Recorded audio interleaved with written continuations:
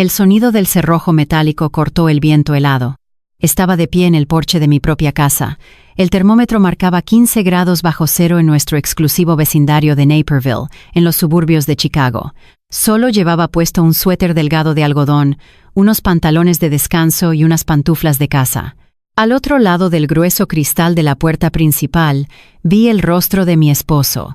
Mateo me miraba con una frialdad que rivalizaba con la tormenta de nieve que empezaba a azotar mi espalda. 18 años de matrimonio acababan de ser borrados por un solo giro de la llave. Detrás de él, medio oculto en las sombras del pasillo cálido y perfectamente iluminado, estaba Diego, su hijo, mi hijastro. Diego tenía una sonrisa que apenas le curvaba los labios, la sonrisa de un depredador que finalmente había arrinconado a su presa. Mateo sostenía una carpeta de cuero negro en su mano derecha. La apretaba con tanta fuerza que sus nudillos estaban blancos. A través del cristal pude leer sus labios. Dijo: «No quiero escuchar tus mentiras, Beatriz. Se acabó». No me dio la oportunidad de hablar. No me hizo ni una sola pregunta. El hombre con el que había compartido mi cama, mis secretos y mi vida entera, simplemente bajó la mirada, apagó la luz del porche y se alejó hacia el interior de la casa. Me quedé allí, paralizada por un impacto que no era físico, sino profundamente psicológico. Yo había sido investigadora de fraudes para grandes compañías de seguros durante más de 20 años. Mi trabajo consistía en leer a las personas, en encontrar las grietas en sus historias, en detectar la mentira en un simple parpadeo. Y sin embargo, no vi venir el fraude más grande de mi vida. Estaba ocurriendo bajo mi propio techo. El viento aulló, levantando una cortina de nieve blanca que me cegó por un instante. El frío de Chicago en pleno invierno no es solo una temperatura, es una entidad física. Se clava en la piel como 1000 agujas diminutas y roba el oxígeno de los pulmones. Bajé la mirada hacia mis pies. Las pantuflas de tela ya estaban empapadas por la nieve acumulada en los escalones. Sabía, con la lógica fría y clínica que siempre me había caracterizado, que si me quedaba en ese porche golpeando la puerta, iba a morir congelada. Mateo no iba a abrir. Su orgullo herido, su machismo lastimado, lo habían cegado por completo. Me di la vuelta y bajé los escalones. La gasolinera más cercana estaba a poco más de 1 milla de distancia, cruzando la avenida principal. En un día de verano, era un paseo agradable. En medio de una tormenta de nieve, con ropa de casa, era una sentencia de muerte. Comencé a caminar.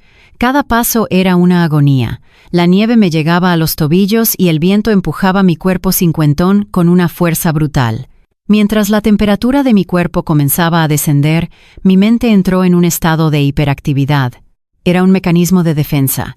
Para no pensar en el dolor físico, mi cerebro comenzó a desmenuzar la anatomía de la traición.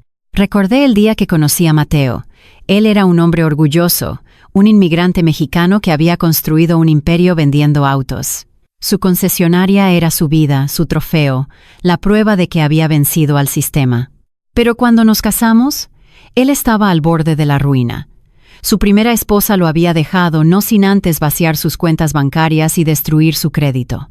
Mateo había quedado con un trauma profundo, una paranoia silenciosa sobre el dinero y el control. Yo lo ayudé a levantarse. Usé mis conocimientos financieros para reestructurar su deuda, para salvar su concesionaria. Yo pagué la universidad de Diego con mis propios ahorros, esperando que el muchacho se convirtiera en un hombre de bien. Pero Diego resultó ser un agujero negro, un fanfarrón de la tecnología que fracasaba en cada proyecto que emprendía, un adicto a las apuestas que siempre necesitaba un rescate financiero. Mis piernas empezaron a temblar violentamente. Era la primera fase de la hipotermia. Mis músculos se contraían en un intento desesperado por generar calor. El suéter de algodón se sentía como una placa de hielo contra mi pecho. Mis manos, desnudas y expuestas, comenzaron a perder sensibilidad. Las luces de las farolas de la calle parpadeaban en la distancia, borrosas por la ventisca. Seguí caminando, arrastrando los pies sobre el asfalto congelado. El silencio de la calle era sepulcral. Nadie en su sano juicio estaba afuera en una noche como esta. Mi mente regresó a 6 semanas atrás, el momento exacto en que se sembró la semilla de esta pesadilla. Diego había regresado a casa, alegando que su última empresa emergente había colapsado por culpa de sus socios. Mateo lo recibió con los brazos abiertos, cegado por el amor ciego de un padre que se niega a ver los defectos de su hijo, pero yo noté las señales. Como investigadora de riesgos, mi instinto se activó de inmediato. Empecé a notar pequeñas anomalías, correspondencia del banco que desaparecía del buzón, llamadas telefónicas que Diego cortaba abruptamente cuando yo entraba a la habitación, un olor a miedo rancio que el muchacho intentaba ocultar bajo capas de colonia cara. Una noche, mientras ellos veían un partido de fútbol en la sala, entré a la oficina de Mateo, encendí la computadora y revisé los registros contables de la concesionaria. Lo que encontré me heló la sangre más que esta tormenta de nieve. Había transferencias masivas de fondos. Cientos de miles de dólares estaban siendo desviados desde las cuentas operativas del negocio hacia cuentas fantasmas en el extranjero. Y lo peor de todo, los documentos de autorización llevaban mi firma. Alguien había falsificado mi letra con una precisión milimétrica, pero el fraude dejaba rastros. Revisé las direcciones de protocolo de Internet desde donde se habían originado las transferencias. Todas apuntaban a la red inalámbrica de nuestra propia casa. Apuntaban al teléfono de Diego. Al día siguiente, llamé a Silvia, mi abogada desde hacía 20 años. Le expliqué la situación y le pedí que comenzara a preparar un expediente defensivo. Sabía que Diego estaba robando para pagar deudas de juego y sabía que estaba usando mi nombre como escudo, pero subestimé la maldad pura de mi hijastro. Subestimé su capacidad para manipular las inseguridades más profundas de su padre. El viento sopló con una fuerza renovada, empujándome hacia el borde de la acera. Tropecé, pero logré mantener el equilibrio. Mis labios estaban entumecidos, no podía sentir mi propia respiración. La segunda fase de la hipotermia estaba comenzando. La confusión, la pérdida de coordinación motora. Sabía que me quedaban pocos minutos de conciencia. Miré hacia adelante buscando las luces de neón de la gasolinera, pero solo veía una cortina gris y blanca. Recordé cómo Diego había dado su golpe maestro hace apenas 48 horas. Él sabía que yo estaba investigando, así que decidió atacar primero. Diego fue con Mateo y le entregó una carpeta falsa. Le dijo que yo estaba planeando abandonarlo y robarle todo, tal como lo había hecho su primera esposa. Para un hombre como Mateo, cuyo mayor terror era volver a ser humillado y despojado por una mujer, esa mentira fue un veneno fulminante. Pero la estocada final, el golpe que destruyó el ego de Mateo, fue cuando Diego le mostró los registros de propiedad de nuestra casa en Naperville. Mateo siempre había presumido frente a sus amigos que él era el proveedor, el rey de su castillo. Él pagaba los impuestos y el mantenimiento, pero él nunca prestó atención a los detalles legales. Yo compré esa casa con mi propio dinero un año antes de casarnos. Solo mi nombre estaba en la escritura. Cuando Diego le reveló esto a Mateo, tergiversando los hechos para hacerle creer que yo lo había engañado desde el principio, el orgullo de Mateo se hizo añicos. Su machismo no pudo soportar la idea de vivir bajo el techo de una mujer, de ser, en su mente distorsionada, un simple invitado en su propia vida. El ego herido de un hombre es el arma más letal del mundo. Mateo no me confrontó, no me pidió explicaciones. Simplemente esperó a que yo saliera al porche a recoger un paquete de la mensajería esta noche, y giró el cerrojo. Un ruido de motor me sacó de mis recuerdos. Detrás de mí, los faros amarillos de un vehículo perforaron la tormenta. Me giré lentamente, alzando una mano entumecida, rogando por ayuda. Era una camioneta deportiva de color gris oscuro. Venía rápido, demasiado rápido para las condiciones del clima. Intenté dar un paso hacia la calle para hacerme visible, pero mi pie derecho pisó una placa de hielo negro oculta bajo la nieve reciente. Mis piernas salieron volando de debajo de mí. Caí de espaldas con una violencia brutal. El impacto de mi cráneo contra el asfalto congelado sonó como una rama seca rompiéndose en medio del bosque. Un destello de luz blanca estalló detrás de mis ojos. El dolor fue agudo, cegador, y luego fue reemplazado por un zumbido sordo en mis oídos. Sentí un líquido cálido corriendo por la parte posterior de mi cuello. Sangre, mi propia sangre, derritiendo la nieve bajo mi cabeza. Me quedé allí, tirada en medio de la calle, incapaz de mover un solo músculo. Mi visión se estaba oscureciendo por los bordes. La camioneta gris oscuro frenó bruscamente a unos metros de mi cuerpo. Las llantas patinaron sobre el hielo antes de detenerse por completo. A través de la nieve arremolinada pude ver la silueta del vehículo. Conocía esa camioneta. Yo misma había firmado como aval para que la compraran hace 2 años. Era la camioneta de Diego. El motor rugía suavemente, emitiendo nubes de vapor blanco por el tubo de escape. Me quedé mirando la parrilla delantera, esperando que la puerta se abriera, esperando que alguien bajara a ayudarme. Pero nadie bajó. La camioneta se quedó allí, inactiva, durante 1 minuto entero. El conductor me estaba observando. Estaba viendo cómo me desangraba y me congelaba en el asfalto. Estaba confirmando que el problema estaba resuelto. Luego, los faros se apagaron por 1 segundo y volvieron a encenderse. Las llantas giraron, el motor aceleró y la camioneta gris oscuro me rodeó con cuidado, alejándose en la tormenta, dejándome allí para morir. Cerré los ojos. El frío intenso de repente dejó de doler. Una extraña y falsa sensación de calor comenzó a invadir mi pecho. Era el final de la hipotermia. Era mi cuerpo rindiéndose, apagando los órganos vitales uno por uno. Mi último pensamiento, antes de que la oscuridad me tragara por completo, no fue de miedo. Fue de una furia absoluta, fría y calculada. Si por algún milagro sobrevivía a esta noche, iba a destruir a los hombres que me hicieron esto. El vacío me envolvió. No sé cuánto tiempo pasé tirada en esa calle.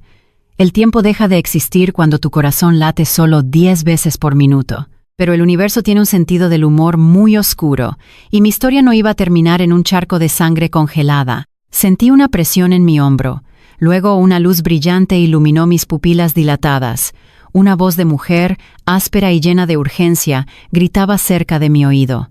«Señora, señora, no se duerma, quédese conmigo». Alguien me estaba levantando. Un material áspero y pesado, una manta de lana térmica, fue envuelta alrededor de mi cuerpo rígido. La mujer se llamaba Rosa. Tenía 62 años y era una enfermera jubilada que regresaba de su turno como voluntaria en una clínica comunitaria. Su viejo automóvil sedán se había atascado en la nieve a unos metros de distancia y al salir a empujarlo, había visto mi cuerpo tirado en la calle.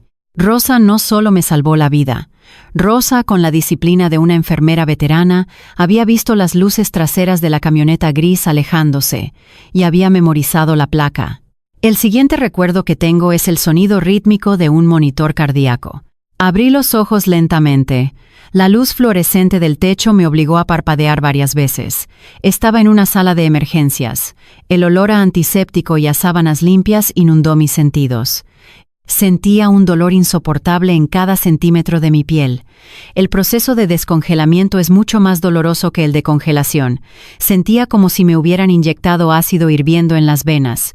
Tenía vendas alrededor de la cabeza y una vía intravenosa en cada brazo, bombeando fluidos calientes directamente a mi torrente sanguíneo. A los pies de mi cama, leyendo un expediente médico con el ceño fruncido, estaba la detective Camila. Camila era una mujer implacable, vestida con un traje sastre oscuro y un abrigo largo. Ella y yo habíamos trabajado juntas en docenas de casos de fraude a lo largo de los años. Conocía mi mente, y yo conocía sus métodos. No éramos amigas íntimas, pero nos teníamos un respeto profesional absoluto. Cuando me vio abrir los ojos, Camila cerró la carpeta y se acercó a mi lado. No me ofreció palabras de consuelo vacías, no me preguntó cómo me sentía. Sabía que yo odiaba la compasión.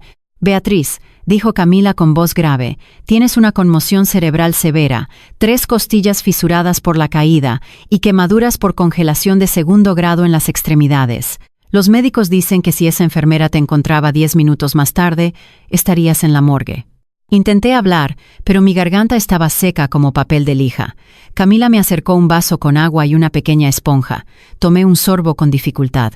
La miré a los ojos y, con una voz que sonaba como cristales rotos, fui directamente al grano. Le dije, «Fue Mateo».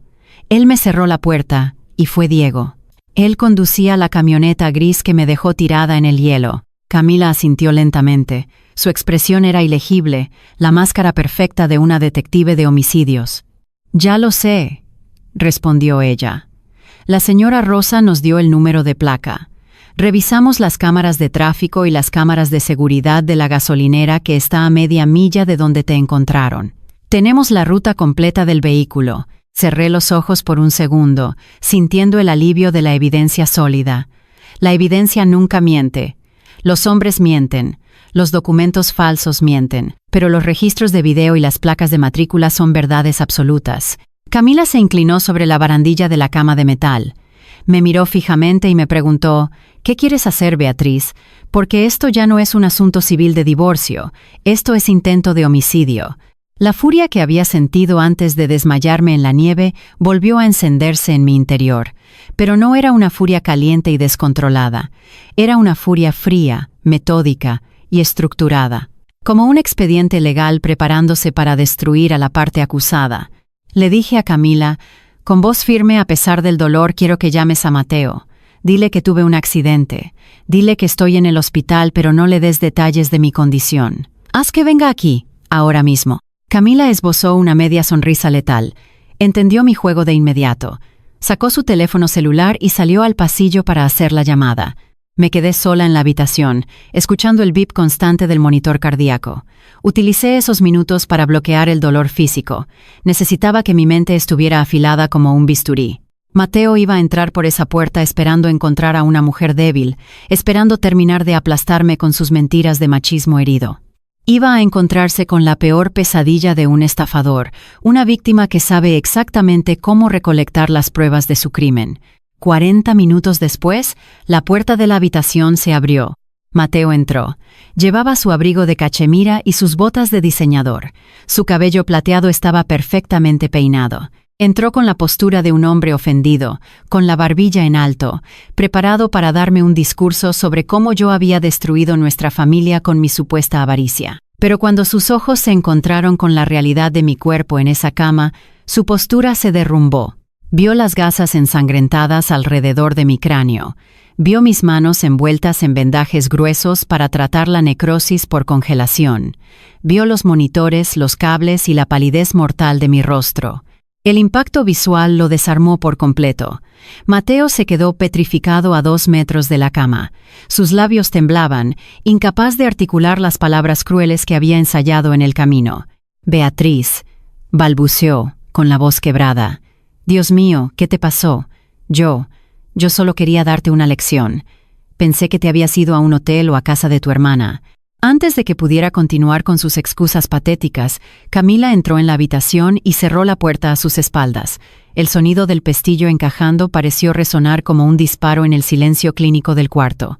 Camila caminó hasta quedar frente a Mateo. No le ofreció la mano, no se presentó con cortesía, simplemente lo miró de arriba abajo con un desprecio absoluto. «Señor Mateo», dijo Camila, con un tono de autoridad que no admitía réplicas, «su esposa no se fue a un hotel. Su esposa caminó casi 1 milla en medio de una tormenta de nieve a 15 grados bajo cero, porque usted decidió cerrar la puerta de su casa por dentro». Mateo tragó saliva, retrocediendo un paso, intimidado por la presencia de la placa de policía que colgaba del cinturón de Camila. «Yo no sabía», se defendió Mateo, alzando las manos. «Estábamos peleando. Ella me mintió sobre la casa. Yo pensé que ella llamaría a un taxi. Fue un error de juicio, pero yo no la lastimé». Camila no levantó la voz. No era necesario. Su silencio era un arma. Metió la mano en el bolsillo interior de su abrigo y sacó una fotografía impresa en papel brillante. Era una captura de pantalla de alta resolución. La detective dio un paso hacia Mateo y le puso la fotografía directamente frente al rostro. «Esto no fue un error de juicio», dijo Camila, con una frialdad escalofriante. «Esto es una cámara de seguridad de la gasolinera ubicada a 500 metros de donde su esposa colapsó». Mateo bajó la mirada hacia la fotografía. La imagen era clara a pesar de la nieve. Mostraba la camioneta gris oscuro detenida en el semáforo. La luz de la calle iluminaba perfectamente el interior de la cabina a través del parabrisas. Y ahí, detrás del volante, con las manos enguantadas y una expresión de concentración absoluta, estaba el rostro de Diego, su hijo. Camila dejó caer la bomba final. Las marcas de los neumáticos en la escena confirman que este vehículo se detuvo a 1 metro del cuerpo ensangrentado de su esposa, esperó 1 minuto completo, y luego la rodeó y se marchó. Mateo se quedó mirando la foto. Vi cómo el color abandonaba su rostro desde la barbilla hasta la frente. Sus ojos se abrieron desmesuradamente, tratando de procesar la magnitud de la atrocidad que estaba viendo. El hombre orgulloso, el patriarca intocable que se había dejado manipular por su propio ego, acababa de darse cuenta de que el hijo al que tanto protegía, el hijo por el que había destruido su matrimonio, acababa de intentar asesinar a la mujer que le salvó la vida. La carpeta de cuero imaginaria que Mateo usaba para justificar su machismo se desintegró en sus manos. Sus rodillas cedieron ligeramente. Tuvo que apoyarse en el respaldo de una silla de plástico para no caer al suelo. La respiración se le volvió errática, pesada, como si de repente él también estuviera ahogándose en la nieve. Mateo levantó la vista de la foto y me miró a los ojos.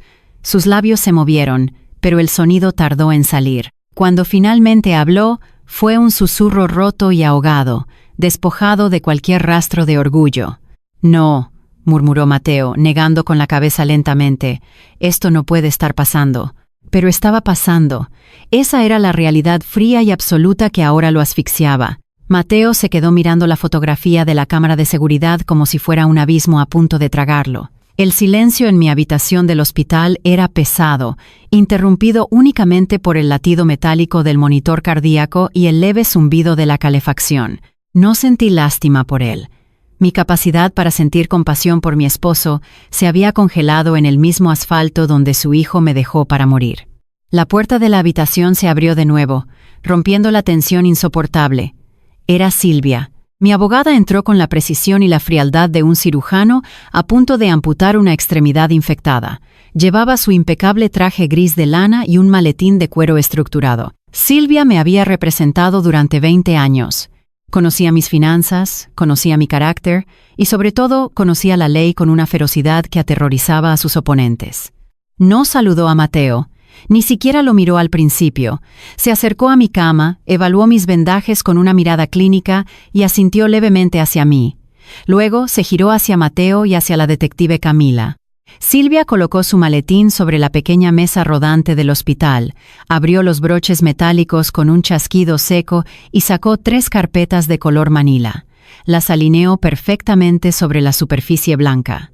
«Señor Mateo», dijo Silvia, con una voz que no denotaba ninguna emoción, «usted tomó la decisión de actuar como juez y verdugo basándose en un expediente fabricado por un adicto a las apuestas. Ahora, vamos a revisar la evidencia real». Mateo intentó hablar, intentó balbucear una disculpa, pero Silvia levantó una mano, deteniéndolo en seco. Abrió la primera carpeta. «Empecemos por el reloj», dijo mi abogada. Su hijo le dijo que Beatriz había robado su reloj de oro de aniversario para venderlo y ocultar el dinero. Le mostró una caja vacía en el vestidor. Silvia sacó un recibo arrugado, protegido dentro de una funda de plástico transparente, y lo sostuvo frente a Mateo. «Este es el recibo original de una casa de empeño en el sur de Chicago», continuó Silvia. «Está fechado hace 3 semanas. La firma en la línea de empeño pertenece a Diego. Él mismo entregó el reloj a cambio de $12,000 en efectivo. Tenemos el video de la tienda que lo confirma». Mateo parpadeó, retrocediendo un paso como si lo hubieran golpeado físicamente. Sus manos temblaban. Silvia no le dio tiempo para respirar. Abrió la segunda carpeta. «Las transferencias bancarias», dijo ella. Su hijo le presentó estados de cuenta impresos que mostraban dinero moviéndose desde la concesionaria de autos hacia una cuenta a nombre de Beatriz en las Bahamas. Silvia sacó un grueso reporte de auditoría forense. «Cualquier investigador de fraudes novato podría haber desarmado esto en 10 minutos», explicó Silvia, mirándolo con un desprecio absoluto. «Los números de ruta bancaria en los documentos que Diego le dio no existen. Son códigos inventados. El dinero real, los cientos de miles de dólares que faltan en su negocio, fueron transferidos a 3 plataformas de apuestas deportivas en línea y a 2 cuentas en las Islas Caimán controladas por prestamistas clandestinos. Todo originado desde la dirección de Internet de su propia casa, desde el teléfono de su hijo». Mateo se llevó una mano al pecho. Su respiración era superficial. El imperio de mentiras que había utilizado para justificar su machismo, para justificar su brutalidad contra mí, se estaba desmoronando pedazo a pedazo. Pero faltaba el golpe final, la tercera carpeta. Silvia la abrió con lentitud calculada. Dentro había una memoria portátil y un reporte impreso de un laboratorio de análisis de sonido. La grabación de audio, dijo Silvia, bajando el tono de voz para que cada palabra cortara como un cuchillo. Diego le hizo escuchar una grabación donde supuestamente Beatriz hablaba por teléfono con un abogado, planeando dejarlo en la ruina y quedarse con la casa de Naperville.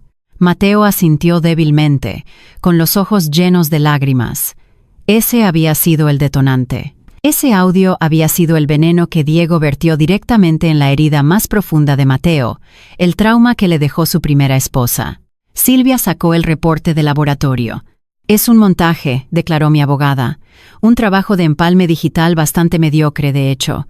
Tomó fragmentos de una conferencia telefónica que Beatriz tuvo hace meses con un cliente sobre análisis de riesgos corporativos, aisló palabras específicas y las unió con un programa de edición de sonido. El perito acústico encontró 42 cortes antinaturales en una grabación de apenas 2 minutos. Silvia cerró la carpeta.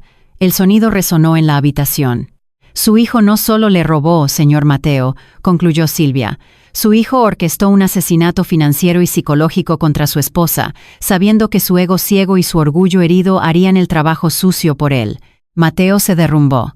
Literalmente. Sus rodillas finalmente cedieron y cayó de rodillas sobre el linóleo frío del hospital. Ocultó el rostro entre sus manos y comenzó a sollozar. Eran los sollozos roncos y desesperados de un hombre que acaba de darse cuenta de que él mismo había cavado su propia tumba moral. «Perdóname, Beatriz», lloraba Mateo desde el suelo.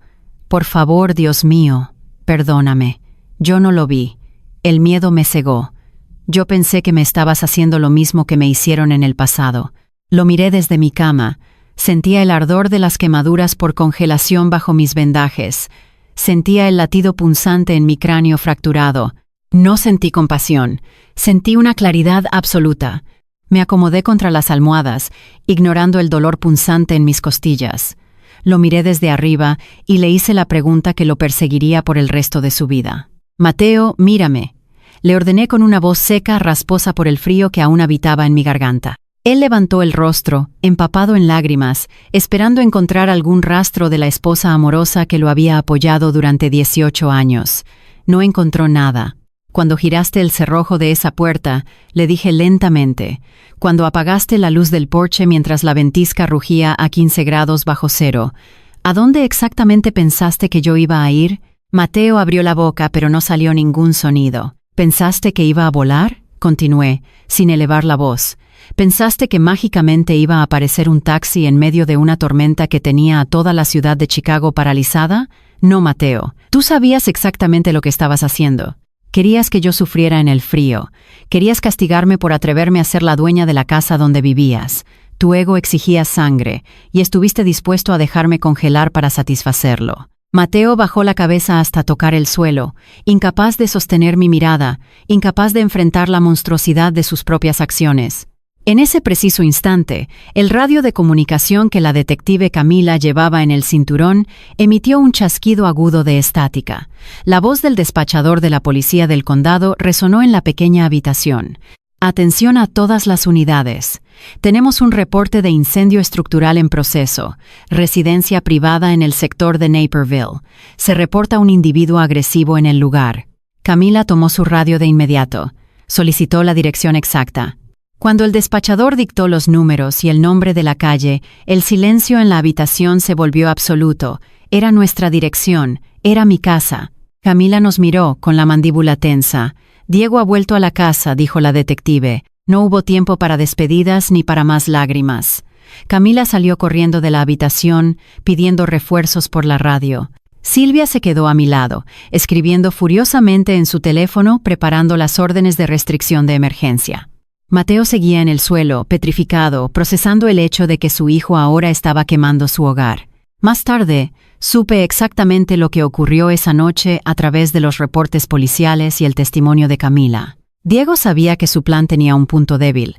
Sabía que si yo sobrevivía a la hipotermia, mi mente analítica de investigadora de fraudes iba a desmantelar su teatrito en cuestión de horas. Cuando vio las patrullas circulando cerca de la gasolinera, entró en pánico. Regresó a la casa de Naperville. En su mente enferma, acorralada por las deudas y la adicción, la única salida era destruir la evidencia física que aún guardaba en la propiedad. Cuando Camila y las unidades tácticas llegaron a la casa, el humo negro y espeso salía por las ventilaciones del garaje, rompieron la puerta lateral. Adentro encontraron a Diego frenético, tosiendo, arrojando carpetas, computadoras portátiles y chequeras a un barril de metal en llamas. Los oficiales lo derribaron contra el suelo de concreto. Diego peleó gritando obscenidades, exigiendo que llamaran a su padre, utilizando su privilegio hasta el último segundo. Pero los policías de Chicago no tienen paciencia para los estafadores de cuello blanco que intentan incendiar vecindarios residenciales. Lo esposaron y lo arrastraron hacia la nieve. Los bomberos lograron apagar el barril antes de que las llamas consumieran la estructura del garaje. Lo que los investigadores forenses rescataron de las cenizas parcialmente quemadas reveló un nivel de sociopatía que incluso a mí me dejó sin aliento. Diego no solo estaba ocultando sus deudas de juego, no solo estaba ocultando el fraude a la concesionaria de autos. En el fondo del barril, chamuscada por los bordes pero perfectamente legible, encontraron una póliza de seguro de vida. Estaba a nombre de Mateo. La cobertura era de $750,000. La firma de Mateo había sido falsificada, y el beneficiario único, en caso de muerte accidental, era Diego. Junto a la póliza, encontraron pagarés firmados por Diego a nombre de prestamistas del bajo mundo de Chicago, hombres que no envían cartas de cobranza, sino que rompen piernas. Diego les debía más de $500,000. El plan de mi hijastro no terminaba conmigo congelada en la nieve. Yo era solo el primer paso. Yo era el obstáculo legal y financiero. Una vez que yo estuviera muerta, y una vez que Mateo estuviera aislado y destrozado por la culpa, Diego planeaba cobrar ese seguro de vida. Y conociendo a las personas a las que les debía dinero, la muerte de Mateo no iba a tardar mucho en ocurrir. Cuando Silvia me contó estos detalles al día siguiente, sentada a los pies de mi cama, sentí un escalofrío que no tenía nada que ver con el clima de Illinois. Mateo no solo había intentado destruirme. Al hacerlo, le había abierto la puerta de par en par a su propio asesino. El proceso legal avanzó con la fuerza imparable de una avalancha. 3 días después, fui dada de alta del hospital. Me negué a usar una silla de ruedas. Caminé por mis propios medios, apoyada en el brazo de Silvia, a pesar de que cada paso enviaba corrientes de dolor por mis costillas fracturadas. Mis manos, envueltas en guantes de compresión médica, eran un recordatorio constante de mi supervivencia. No regresé a la casa de Naperville. Le pedí a Silvia que contratara a una empresa de mudanzas para empacar mis pertenencias personales y almacenarlas.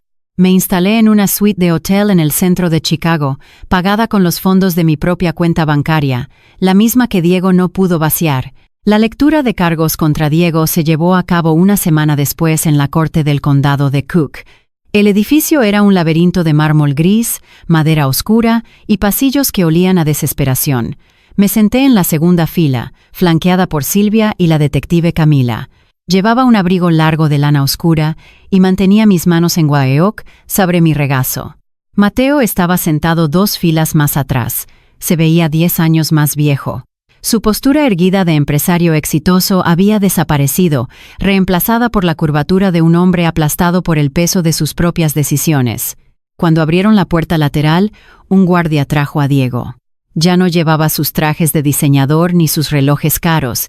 Llevaba el uniforme naranja brillante de la prisión del condado. Sus manos y pies estaban encadenados, y el sonido del metal arrastrándose por el suelo de madera resonó en la sala silenciosa. El joven arrogante del mundo de la tecnología había desaparecido. Diego se veía pequeño, pálido y tembloroso. Sus ojos recorrieron la sala buscando desesperadamente a su padre. El juez leyó los cargos: fraude electrónico, falsificación de documentos, malversación de fondos corporativos, intento de asesinato en primer grado, destrucción de evidencia e intento de incendio provocado. Era una letanía de crímenes que garantizaba que Diego pasaría las próximas décadas detrás de los muros de una prisión de máxima seguridad.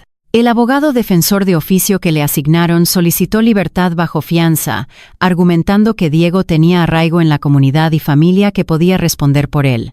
Diego se giró hacia donde estaba Mateo. Las cadenas sonaron. «¿Papá?», suplicó Diego, con la voz quebrada por el pánico.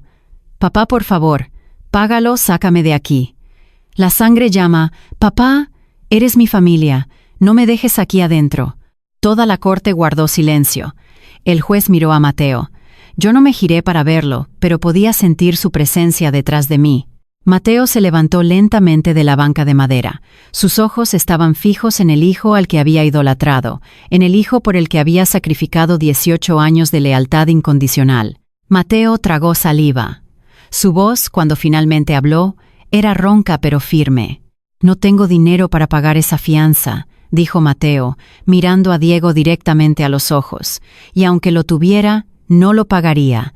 Tú me mostraste el hombre en el que me dejé convertir, y me da asco. Te quedas donde estás». Mateo se sentó. Diego comenzó a gritar, maldiciendo a su padre, maldiciéndome a mí, culpándonos de sus propios fracasos, hasta que los guardias lo arrastraron fuera de la sala. El juez denegó la fianza. El martillo cayó, sellando el destino de Diego. Cuando salimos al pasillo de la corte, el eco de los pasos rebotaba en las paredes de mármol. Mateo se acercó a mí. Tenía los ojos hinchados y rojos. Se paró a 1 metro de distancia, manteniendo un respeto temeroso. «Beatriz», dijo en voz baja, «se acabó. Él ya no puede hacernos daño. Podemos reconstruir todo esto. Yo iré a terapia. Venderé la concesionaria si es necesario para pagar las deudas. Haré lo que me pidas. Podemos volver a casa». Lo miré con una calma que me sorprendió a mí misma. Ya no había furia, ya no había dolor, solo había una claridad clínica y absoluta. Abrí mi bolso de cuero con mis manos aún vendadas. Saqué un sobre de papel manila grueso y se lo entregué. Mateo lo tomó con manos temblorosas, mirándolo con confusión. «¿Qué es esto?», preguntó. «Es un acuerdo de separación legal», le respondí, manteniendo mi voz perfectamente nivelada. «También incluye el contrato de arrendamiento de un apartamento de una habitación en el lado norte de la ciudad. He pagado los primeros 6 meses de alquiler por adelantado, usando mi propio dinero. No te voy a dejar en la calle, Mateo. No soy como tú». Mateo miró el sobre como si fuera una bomba a punto de estallar. «Pero Beatriz», suplicó, dando un paso hacia mí, «yo no lo sabía. Él me manipuló. Él usó mis traumas del pasado contra mí. Yo fui una víctima también». Lo detuve levantando una mano. «Ese es exactamente el problema, Mateo. Cuando él te entregó una carpeta llena de mentiras absurdas, no me hiciste ni una sola pregunta. No me diste el beneficio de la duda. Pero cuando yo te dije la verdad, cuando te dije que me estabas matando, necesitaste ver un video de seguridad para creerme». Silvia se acercó y se colocó a mi lado, lista para intervenir si la situación escalaba, pero Mateo estaba demasiado roto para pelear. «Tu ego te importó más que mi vida», continué, sin apartar la mirada de sus ojos llorosos. «No voy a compartir mi cama, ni mi casa, ni mi futuro con un hombre que necesita pruebas forenses para creer en mi palabra por encima de su propio machismo herido. Firma los papeles, Mateo. Mi abogada te contactará para la división de bienes». Me di la vuelta y caminé por el largo pasillo del tribunal. El sonido de mis tacones resonaba contra el mármol, un ritmo constante y seguro. No miré atrás. Escuché el sonido del sobre cayendo al suelo y el llanto silencioso de un hombre que lo había perdido todo por negarse a mirar en su propio interior. El tiempo tiene una manera peculiar de limpiar las heridas. Pasaron 6 meses. El brutal invierno de Chicago dio paso a un verano húmedo y brillante. Diego fue sentenciado a 25 años en una prisión estatal. Los fiscales probaron cada uno de sus crímenes con una precisión implacable. Se descubrió que los prestamistas clandestinos ya habían empezado a vigilar la rutina de Mateo. Mi supervivencia no solo me salvó a mí, le salvó la vida a él. Mateo vendió todas sus acciones de la concesionaria de autos. Utilizó el dinero para liquidar las deudas que Diego había dejado y para pagar las enormes multas civiles. Me enteré por Silvia que Mateo había comenzado a asistir a grupos de apoyo para hombres que lidiaban con traumas de traición y masculinidad tóxica. Estaba viviendo en el apartamento que yo le alquilé, trabajando como gerente de ventas en un lote de autos usados, viviendo una vida humilde y silenciosa. Nuestro divorcio se finalizó a principios de agosto. Fue un proceso rápido. Mateo no peleó por nada. Firmó donde Silvia le indicó, aceptando la responsabilidad total. En cuanto a mí, tomé una decisión fundamental. Puse a la venta la inmensa casa de Naperville. Podría habérmela quedado. Legalmente, era 100% mía, pero los muros de esa propiedad estaban manchados. Cada vez que miraba la puerta principal, recordaba el sonido del cerrojo girando. Me negaba a vivir en el lugar donde me habían encerrado para morir. La casa se vendió por encima del precio de mercado en menos de 2 semanas. Con ese dinero, y con mis ahorros intactos, compré una casa hermosa y llena de luz cerca del lago Michigan, en un vecindario tranquilo del norte. Era una casa con grandes ventanales, pisos de madera clara y un jardín que florecía con fuerza en el verano. Pero no me quedé de brazos cruzados. La experiencia que había vivido me demostró lo fácil que es para las mujeres, especialmente para las mujeres mayores dentro de nuestra cultura hispana, ser víctimas de abuso financiero por parte de sus propios familiares. Utilicé mi experiencia como investigadora de fraudes y fundé una organización de asistencia legal gratuita. Trabajando en conjunto con el bufete de Silvia, comenzamos a auditar casos de mujeres cuyas cuentas habían sido vaciadas por hijos adictos o esposos controladores. Encontramos el fraude, rastreamos el dinero y destruimos a los responsables en la corte. Mi dolor se había transformado en un propósito de acero. A finales de noviembre, cuando el aire de Chicago comenzó a volverse cortante y las primeras advertencias de nieve aparecieron en las noticias, llamaron al timbre de mi nueva casa. Abrí la puerta. Mateo estaba de pie en el porche. Llevaba una chaqueta sencilla y una bufanda de lana. Su cabello era completamente blanco ahora y había perdido peso. Ya no quedaba rastro del hombre arrogante y vestido con ropa de diseñador. Se veía como un hombre común, cansado pero extrañamente en paz. Mantuve la distancia, sin abrir la puerta mosquitera. «Hola, Beatriz», dijo con una voz suave. «Siento venir sin avisar. Solo quería entregarte esto en persona». Sacó un pequeño sobre de su bolsillo y lo deslizó por debajo de la puerta mosquitera.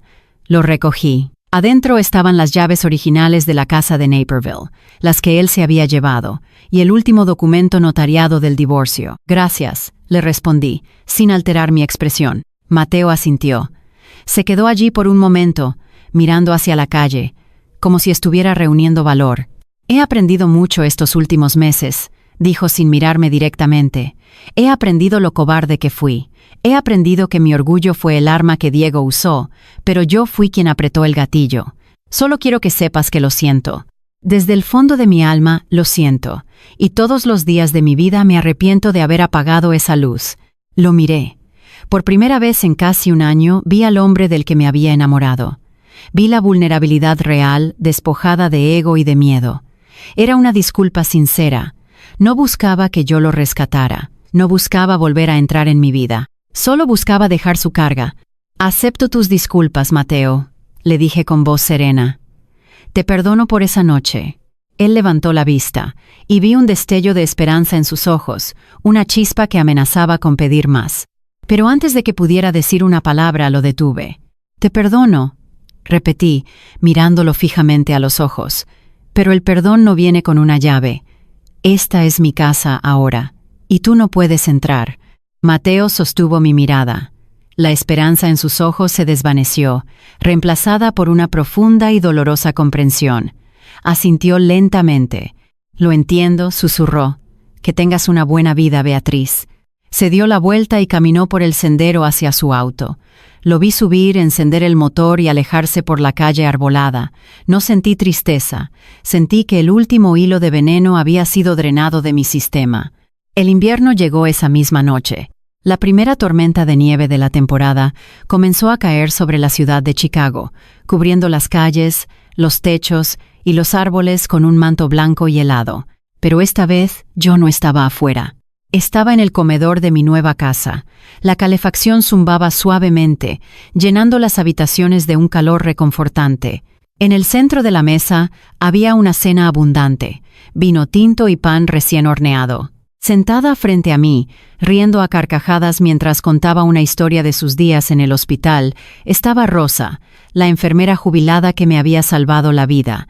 Nos habíamos vuelto amigas cercanas. A su lado, Silvia y Camila compartían una copa de vino, debatiendo animadamente sobre nuestro próximo caso de fraude. La casa estaba llena de luz, llena de voces fuertes y llenas de vida. Me levanté de la mesa por un momento y caminé hacia la entrada principal. Miré a través del cristal. La nieve caía con fuerza, arremolinándose bajo la luz de la farola de la calle. El viento aullaba contra las ventanas, recordando su poder letal. Extendí la mano hacia la puerta. Mis dedos, ya curados pero aún con pequeñas cicatrices blancas, tocaron el metal frío del cerrojo. Con un movimiento firme giré la llave. El sonido metálico resonó en el pasillo, pero esta vez el sonido no era una sentencia de muerte, era el sonido de mi propia protección. Era el sonido de una mujer que había sobrevivido al frío absoluto, que había desmantelado a sus verdugos y que ahora sostenía, con manos firmes, la llave de su propia vida. Cerré las cortinas dejando la tormenta afuera y regresé al calor de mi hogar.